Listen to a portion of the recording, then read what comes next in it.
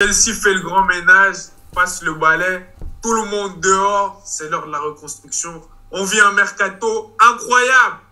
Générique. Ah oui, pour Ribéry qui va arriver devant Casillas. Vas-y mon petit.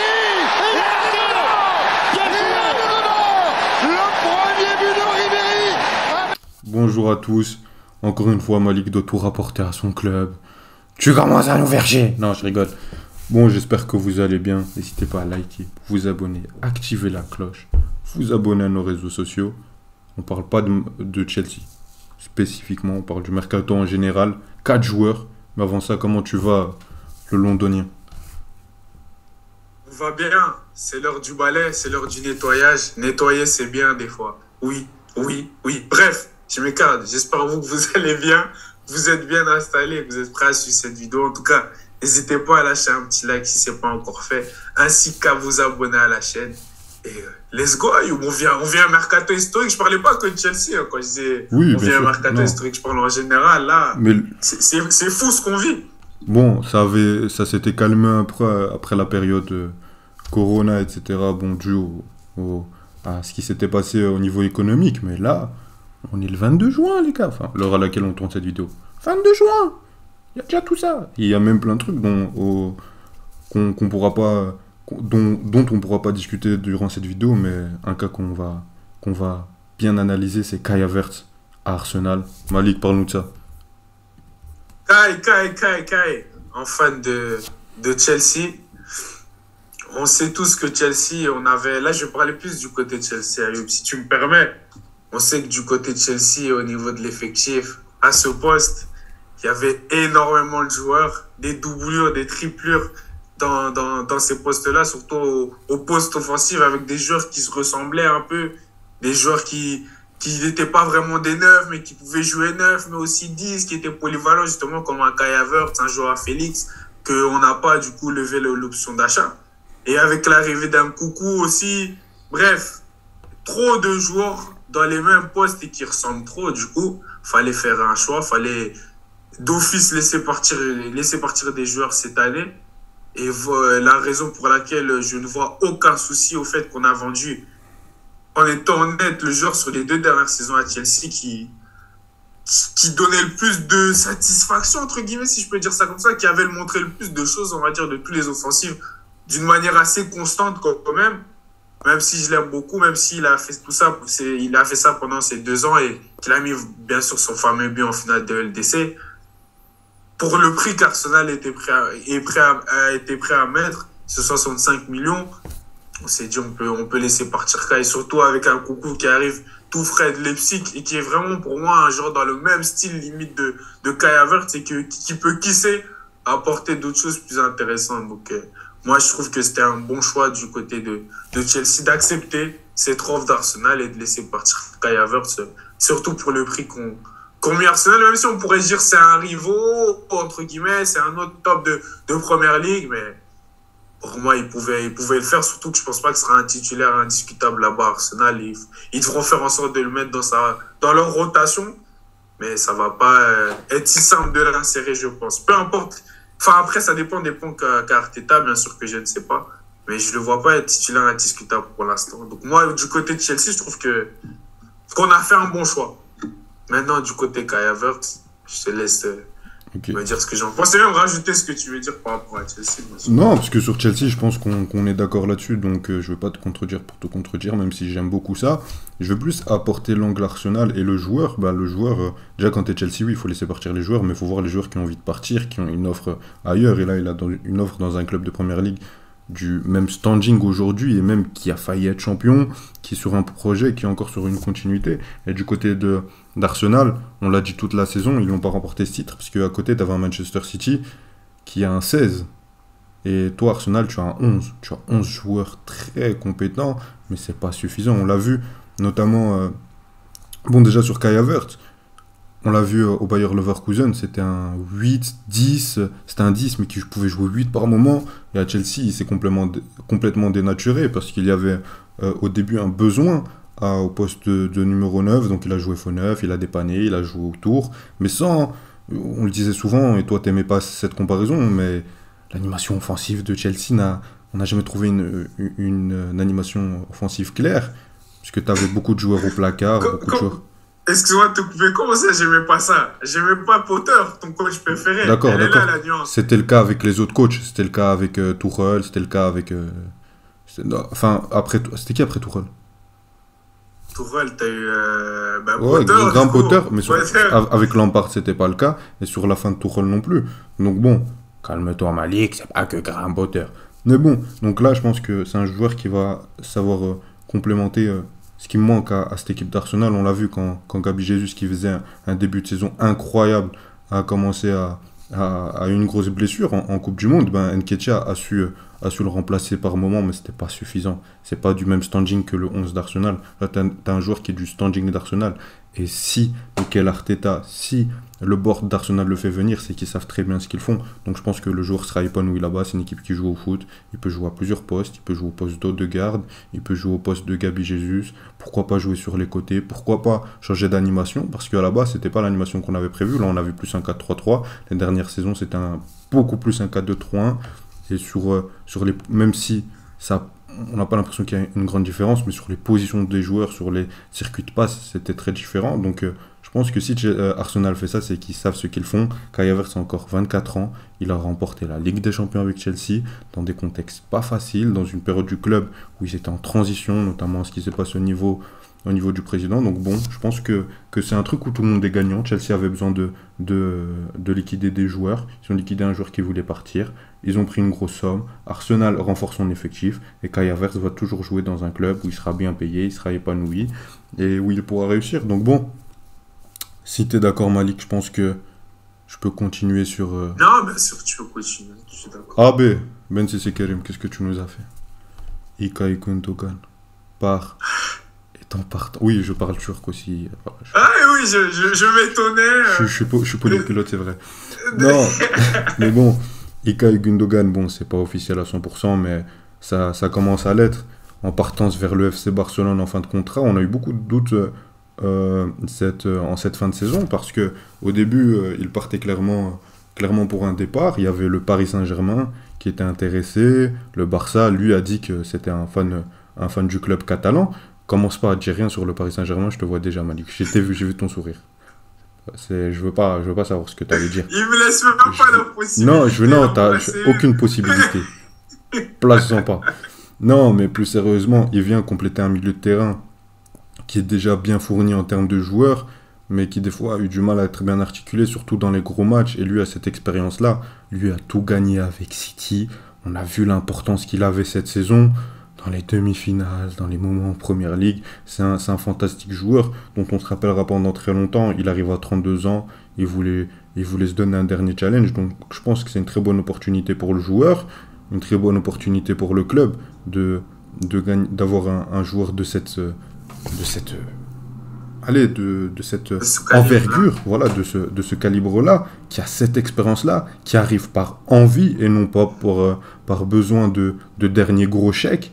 Parce qu'il aurait pu partir au Paris Saint-Germain, parce qu'il savait très bien qu'il aurait pu avoir le même salaire qu'à City, voire plus, ou etc., ou négocier une revalorisation salariale chez les Blues. Mais bon, donc c'est un choix respectable. Attendons de voir ce que ça va apporter. On sait très bien que Xavi fait des choix forts au milieu de terrain, où notamment il avait installé ce carré. À un moment, il avait mis sur la touche pendant pas mal de temps Franck Kessié. On va voir ce qu'il va en être de Franck Kessié durant ce mercato. Mais je pense que quand tu as ce milieu de terrain-là, quand tu as Frenkie de Jong, Kessié, Gundogan, Gavi, Pedri, tu peux faire énormément de choses. Surtout dans les grands matchs. Il t'apporte quelque chose que tu n'avais pas. Donc moi, je suis impatient de voir ça. Impatient de voir comment ça va s'articuler. Impatient de voir si Gundogan va s'y plaire en Catalogne. Toi, Malik, qu'est-ce que tu en penses? Non, sur l'aspect Barça et Gundogan, je suis d'accord avec toi. C'est un nouveau challenge, un dernier challenge pour ce très bon joueur qui est Gundogan, qu'on n'a pas toujours mentionné, mais que si on peut voir sur les deux dernières saisons, plus et surtout, et encore plus cette fin de saison, où c'est un joueur qui a été important pour City, et encore plus dans les moments clutch, si tu me permets d'utiliser cette expression, marquer des buts pour donner le titre, marquer un doublé en finale et des superbes buts, marquer dans les derniers matchs de championnat, on sait que c'est les matchs les plus durs à aller gagner pour chercher un titre. Donc non, Gundogan, c'est un super joueur et c'est un super joueur que le Barça rajoute à ce très beau milieu qu'ils ont. Avec leurs deux jeunes, Pedri, Gavi, des énormes potentiels, des joueurs franchement super forts.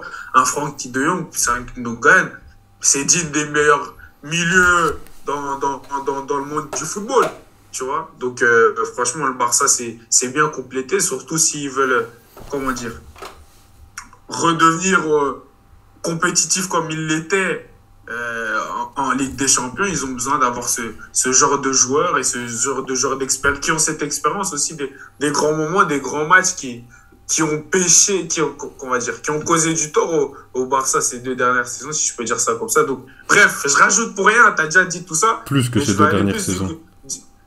J'ai pas compris. Plus que ces 2 dernières saisons. Ouais, ok. Tu vas aller du côté de City? Ouais, je voulais dire City, mais en fait, c'est rapide parce que c'est en mode. C'est une défaite comme une tête victoire. Bah voilà, attends. Manchester City, l'excellence, je sais pas comment le dire, mais l'image d'un club qui travaille bien, perd Gundogan, achète Kovacic. Vas-y, Malik, je t'en prie. J'ai même pas envie d'en parler tellement j'ai pleuré. Je peux le faire si tu veux. J'ai appris cette nouvelle. Quand il y avait cette rumeur, Ayoub sait à quel point j'aime beaucoup Matteo Kovacic, au-delà du fait qu'il a joué à Chelsea pendant de belles saisons et qu'il nous a offert de très bons services. Moi, quand j'avais découvert ce joueur à l'Inter, quand il partait dans ses accélérations balle au pied où tu as l'impression que personne ne peut le prendre, j'étais tombé limite amoureux de ce joueur. Au Real, il n'a pas beaucoup joué, mais tout le monde vous dira que c'est parce qu'il jouait, c'était l'un des meilleurs milieux de terrain composés dans l'histoire du foot, mais il avait clairement sa place même dans un Real Madrid. Et quand il est venu à Chelsea, il a prouvé que c'est un joueur exceptionnel. Et un Kovacic dans un bon match, on l'a vu même récemment en parlant de Nations League pour Thibaut Courtois dans la finale Croatie-Espagne. Il était superbe aussi. Donc Kovacic, c'est le genre de joueur dans un bon match, dans un très gros match. Il fait partie des meilleurs joueurs sur le terrain et c'est indéniable. On le voit. Tu regardes le match, ça se voit peut-être pas toujours sur la feuille de stade, mais quand tu vois le match, tu vois à quel point le monsieur est fort. Donc non, City le remplace avec un énorme joueur. Chelsea, pour moi, on perd un superbe joueur. On n'aurait pas dû laisser partir. Mais bon, s'il avait des envies de partir, en plus, l'offre de transfert, je pense même pas qu'elle est énorme. C'est ça qui me rend encore plus triste parce que j'aime 30 millions, 25 millions, plus 5 millions de bonus. Nasser, qu'est-ce que tu fais? Bref, continue, je vais m'énerver. 30 millions pour Kovacic, c'est vraiment limite sous-payé pour moi, mais bravo à City. Comme tu as dit, ils ont été très intelligents. Ils avaient déjà prévu le coup. Ils s'étaient dit, si Gundogan part, on va le remplacer par qui? Un autre joueur qui pourra remplacer ce rôle parfaitement. Et je pense qu'il le fera à City, même si j'ai pas envie qu'il le fasse. Et comment dire, j'ai pas envie que City gagne. Mais si City gagne pas les prochaines années, peut-être les gens diront c'est parce qu'ils ont pris Kovacic, ça me ferait mal. Parce que j'aime énormément ce joueur. En tout cas, merci Kovacic. Même si je pense pas que tu vas regarder cette vidéo en français. Merci pour ce que tu as fait pour Chelsea. Merci pour le joueur que tu es et que tu étais aussi à l'Inter. Et tu as un super joueur, tu as un énorme joueur. Continue. C'est pour ce genre de joueur qu'on aime le football. Bon, juste pour continuer rapidement sur Kovacic, mais vraiment très rapidement, uniquement sur le joueur. Bon, pour City, voilà, c'est le coup parfait, on l'a dit, etc. Il remplace l'un des meilleurs milieux de terrain au monde par l'un des meilleurs milieux de terrain au monde, qui a 3 ans de moins que celui qui viennent de perdre. Et pour une somme totalement dérisoire quand on connaît la classe du joueur, quand on connaît le palmarès, quand on connaît l'importance dans les grands matchs, quand on connaît le nombre de possibilités qu'il peut apporter sur un terrain, il peut jouer, sous Guardiola, il peut jouer 6, 8 et même 10, je pense. On ne s'en rend pas compte de ce que Guardiola peut faire avec ce joueur. Et ça vient dans la régénération de l'effectif que Pep Guardiola, qu'évoquait Pep Guardiola avec Rio Ferdinand. Il disait, quand tu veux gagner une première ligue, il disait, Rio Ferdinand, première ligue que tu as gagnée et la dernière, est-ce que tu avais la même équipe? Non. tu es obligé de changer des joueurs, de rapporter de l'air frais constamment. Et c'est ce que City prouve sous ces dernières saisons. On a souvent parlé d'argent, mais là, ils perdent Gundogan gratuitement, ils prennent un transfert à 30 millions. J'ai un concurrent direct pour le titre. Et j'ai un concurrent direct, surtout quand on voit les moyens qui vont être investis et qui ont été investis pour la course à la Ligue des Champions. Et ils viennent, ils le prennent 30 millions. On sait que Chelsea n'a pas besoin d'argent, mais bon. Donc voilà, moi j'ai hâte de voir ce que ce joueur va donner sous Pep Guardiola. Maintenant, un autre milieu de terrain, également en Première Ligue. On a énormément traité la Première Ligue, mais voilà, c'est là où la plupart du mercato se passe. Declan Rice. C'est là où il y a le plus d'argent. C'est là où il y a le plus d'argent, plus d'engouement. Enfin, peut-être pas autant qu'en Arabie Saoudite, mais vous avez compris. Merci Malik. Pour l'Arabie Saoudite, on consacre une vidéo spéciale à ça. T'es le meilleur, Malik, c'est toi le meilleur. C'est toi le meilleur pour les transitions. Donc bon, pour Declan Rice qui hésite, enfin, qui est en partance de West Ham, soit, d'après nos informations, d'après les informations de tout le monde également, pour Arsenal ou soit pour Manchester City. Moi déjà, je vais plus baser sur le joueur. Après toi Malik, je te laisserai dire où tu le préfères qu'il aille, même si je sais ce que tu vas répondre et tout le monde sait ce que tu vas répondre. Mais bon, Declan Rice, voilà, il était temps qu'il parte. Le mec, ça fait je sais pas combien de saisons qu'on le voit écraser la Première Ligue. On l'a également vu briller avec la sélection anglaise en compétition. Donc bon, il était temps qu'il parte de West Ham. Il avait franchi un cap, ça fait plusieurs saisons maintenant. Il a été régulier, il a montré à quel point il pouvait être compétitif contre toutes les équipes du top 6. Il les a écrasés au milieu de terrain. Et le mec, on attend juste qu'un grand club le prenne. Mais le problème, c'est que le montant demandé pour West Ham avait l'air beaucoup trop élevé. On parlait de minimum 120 millions. Aujourd'hui, bon, Malik dira que ça ne veut plus rien dire, mais je pense toujours que le prix pour son poste reste assez cher. Mais bon, c'est un Anglais qui change de transfert en Angleterre, et là, on parle plutôt d'un transfert autour des 75 millions, 75 millions de pounds, puis plus 15 millions bonus. Donc bon, ça a l'air un peu plus raisonnable, même si ça reste très cher. Mais bon, aujourd'hui, quand un club comme Arsenal qui va encore évoluer, qu'on a parlé de la régénération d'effectifs de City, voilà, c'est normal de mettre autant sur un aussi jeune joueur qui n'a que 24-25 ans, je pense, et qui a encore de belles années devant lui, qui est titulaire de la sélection anglaise, et qui est dans un football moderne, mais c'est un 6, 8, qui a une capacité de projection vers l'avant, qui a une capacité de gagner les duels, de récupérer des ballons, une qualité de passe longue incroyable. Moi, ce joueur me fait beaucoup penser à un Xabi Alonso, mais en beaucoup plus moderne. Et donc voilà, j'ai hâte de voir ce que ça donne dans le haut tableau de la Première Ligue et surtout en Ligue des Champions. Mais bon, Malik, dis-nous où tu le vois partir. Bon, déjà, pour le joueur, je pense que les deux options sont bonnes. Il a deux bons choix. Pourquoi les deux options sont bonnes? Parce que d'un côté de City, pour moi, en fait, tu vas peut-être trouver ça bizarre, mais pour moi, il peut prendre la place il peut prendre le rôle de Stones et le faire mieux, parce qu'il est encore mieux au niveau du ballon, au niveau de la gestion du ballon que John Stones. Et il a déjà été amené à jouer en centrale quand il était à West Ham, surtout vers le début de sa carrière. J'y avais pas pensé, mais ouais. Donc, à la place de Stone, il pourrait remplir ce rôle encore mieux que Stone, je pense. Peut-être que je m'avance trop, mais genre, il a une place à City, en tout cas. Parce que je me disais, il peut pas prendre le rôle de Gundogan parce que c'est pas vraiment le même type de joueur. Mais qui sait? Et Arsenal, c'est parfait aussi parce qu'il y a un Granit Xhaka qui va partir. Et donc, et remplacer Xhaka serait parfait. Même Partey, j'ai entendu que c'est possible aussi qu'il se retrouve à partir. Donc, dans tous les cas, dans le milieu d'Arsenal, il aurait d'office une place en tant que titulaire indiscutable, je pense, sans discussion possible. Et Arteta sera comment le faire jouer. Je pense qu'il a les capacités pour jouer dans une équipe, pas comme West Ham, mais qui, certaines fois avec l'Angleterre, on l'a vu, quand il joue dans une équipe qui a plus le ballon, qui a la possession, ça ne va pas lui faire perdre les moyens. Il est capable de garder un ballon, il est capable de jouer en un temps, deux temps. Donc jouer dans un club comme Arsenal, je ne pense pas que ce serait pas dur, mais tu vois ce que je veux dire, genre la manière dont jouera Arsenal, même si ce sera totalement différent de West Ham, Je pense pas que ça le perturbera. Donc pense que ce moi, sera je encore t'avoue, plus je facile. préférais. Je t'ai pas entendu. Je pense que ce sera encore plus facile pour lui, une équipe qui joue au Ouais, foot. peut-être. Bon. Peut-être. Mais après, parce que tu vois, il a une qualité, il gagne beaucoup de duels. Et Bah tout, justement, tu vois, c'est juste que là, il les gagnera plus haut avec un système de contre-pressing plus élaboré. C'est surtout ça, je c'est pense. vrai. Mais pour moi, ce serait Arsenal, du coup. Parce que pour moi, il aurait une place de excusez-moi, de titulaire indiscutable, plus facilement qu'à City, je pense. Ouais. Pour moi, ce serait Arsenal. Je suis assez d'accord avec toi et je pense que si tu n'avais pas eu Kovacic, même si c'est pas le même poste, Declan Rice aurait été intéressant, on aurait vu un autre virement de Pep Guardiola, peut-être un milieu vraiment, un double pivot où les deux restent plus derrière pour vraiment organiser avec Rodri, mais le mec, je le vois pas déloger Rodri qui est le meilleur 6 du monde actuellement, je pense, en tout cas sur la saison dernière. Après, voilà, on peut avoir le débat avec Casemiro, surtout qu'on a vu ses 6 premiers mois, etc.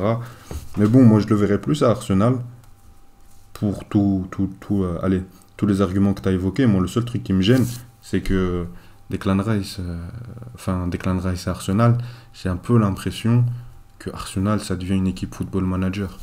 Ramsdale, il a même pas 26 ans. Gabriel, 24. Comment il s'appelle? Saliba, 21. Tu veux le plus d'expérience. Ben White, 24 ans. Comment il s'appelle à gauche? J'ai oublié. Zinchenko, 25. Chaka, Partey, les seuls qui sont un peu âgés, etc. C'est pas de la... Ils n'ont pas joué de demi-finale de Ligue des Champions. Là, tu rajoutes Declan Rice, Odegaard qui est encore très jeune, 24 ans, Martinelli, Saka et Gabriel Jesus. Je les ai tous faits. Il n'y a aucun joueur qui dépasse les 26-27 ans, à part peut-être Chaka. Moi, à un moment, c'est quand même... Au-delà de là, c'est surtout l'expérience dans les... Voilà, c'est ça. De gagner. C'est des joueurs qui ont évolué ensemble, mais je pense qu'il manque une ou deux recrues de grande qualité qui ont joué dans des très grands clubs, dans des très grands moments en Ligue des Champions ou avec leur équipe nationale. Et il manque de ça un peu Arsenal. Si c'était la saison dernière, je t'aurais dit oui, mais cette saison, je pense que tu as besoin de passer ce cap-là. Après, peut-être que cette saison, c'est encore pour gagner un titre en coupe, te qualifier encore en Ligue des Champions, une deuxième saison de suite. Ce serait un... Serait ça tes attentes pour Arsenal cette saison? Ce serait pas encore d'aller chercher un titre? Jouer le titre, mais t'as un City qui s'est encore renforcé, qui sort d'un triplé, qui a très faim. T'as un Chelsea qui va énormément recruter. T'as un United où c'est la deuxième saison de Ten Hag, ils vont également recruter, ça j'en suis persuadé. T'as un Liverpool qui va revenir, on sait très bien, Liverpool ils font une saison comme ça, l'autre saison c'est le feu. T'as un Tottenham, j'attends de voir si Kane part, on sait jamais, mais ils vont quand même jouer une saison sans Coupe d'Europe et on n'est pas à l'abri que Kane reste là-bas. Tu vois, donc je pense que déjà, affirmer sa place en Ligue des Champions, jouer le titre. Il y a une différence entre jouer et gagner le titre. Si tu gagnes pas le titre, mais que tu as été très très bon jusqu'à la fin, après si tu as un City qui te fait 105 points, désolé, mais c'est injouable. Mais si tu vas jouer le titre jusqu'au bout, tu joues vraiment ta chance et que tu perds pas encore sur un choke, là moi je serais satisfait et que tu vas chercher un titre national, que tu sortes des poules en Ligue des Champions, que tu fasses un huitième voire un quart.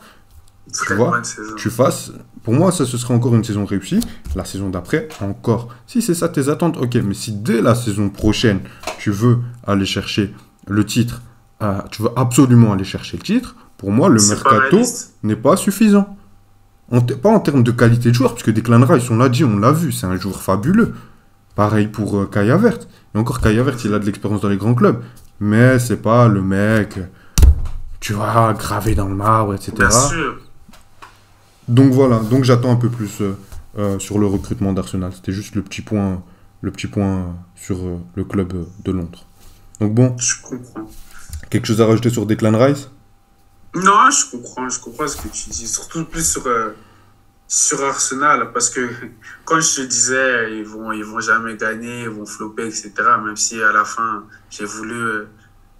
être avec toi dans le train. Non, mais t'avais raison. Il y avait cet aspect-là que j'avais en tête aussi, comme tu dis, que en vrai, quand tu regardes l'équipe, t'as aucun joueur qui avait vraiment une expérience de gagner, ne fût-ce que gagner de titres importants comme un championnat, une Ligue des Champions, etc. Et là, le seul qui a ça, c'est un Kai Havertz. C'est comme tu dis, c'est pas le plus marquant quand tu penses à ça. On l'aime beaucoup, mais Kai Havertz, il va plus se fondre dans la masse que faire pousser les mecs. Ouais. Par exemple, mais regarde. Pour finir là-dessus, Zinchenko, c'est pareil. Il a gagné des titres. bon, moi en tant que titulaire que Kaya Vert, il avait quand même ce spirit de les gars, on va être champion. Les mecs au début ils rigolaient. Bon, on a vu qu'à la fin, lui aussi, par moment, il a pas été bon. Lui aussi, il a choke. Comme Arsenal, tu vois. Donc tu te fonds plus dans la masse que tu portes. Par exemple, Casemiro à United. Je dis pas qu'il faut acheter, je sais pas, Cristiano. Je dis pas qu'il faut prendre Karim Benzema ou, tu vois, ou Toni Kroos. Mais tu comprends ce que je veux dire? Casemiro, t'as vu l'impact, pas seulement dans le jeu énormément, mais pas seulement à United. État d'esprit. Voilà, donc je pense que c'est ça ce qui manque à cette équipe d'Arsenal. Dites-nous en commentaire ce qui manque à cette équipe d'Arsenal. Dites-nous en commentaire où devra aller Declan Rice. Est-ce qu'il doit rester absolument en Première Ligue? Dites-nous les transferts qui vous intéressent, ce que vous avez pensé de cette vidéo. Un grand merci à Il doit vous. dire beaucoup de choses là. Yo. Ouais, mais faut parler, faut commenter. On répond à tous les commentaires, profitez-en. N'hésitez pas à liker cette émission, activer la cloche, vous abonner pour ne rien rater de ce qui arrive. On est là tout l'été pour vous, pour le football. Abonnez-vous à nos réseaux sociaux. Merci à toi Malik. Salut. Merci à toi, yo. Ciao, ciao.